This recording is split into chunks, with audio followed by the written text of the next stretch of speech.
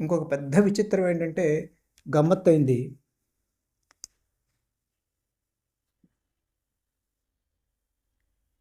మనం చదివింది ఇక్కడ చదివాం అనుకుంటే ఒక అరగంట తర్వాతట ఏదో కొద్దిగా గుర్తుంటుందట.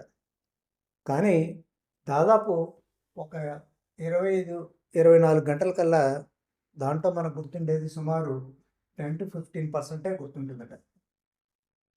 ఎంత? 24 గంటల తర్వాత మనకి ఇంత తక్కువ గుర్తుంటుందట.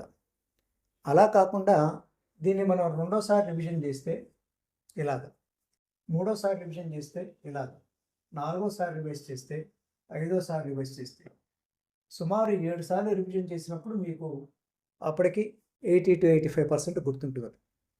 అంచేత ఒక్కసారి చదవటం కాదు, పరీక్ష ముందు అంతా సబ్జెక్ట్ అంతా ఒకసారి రివైజ్ చేయగలిగేలాగా మనం నోట్స్ రాసుకోవాలి.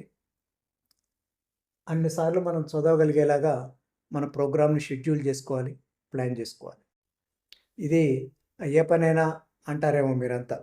దీనికి ఇంకొక చిన్న ట్రిక్ ఉంది.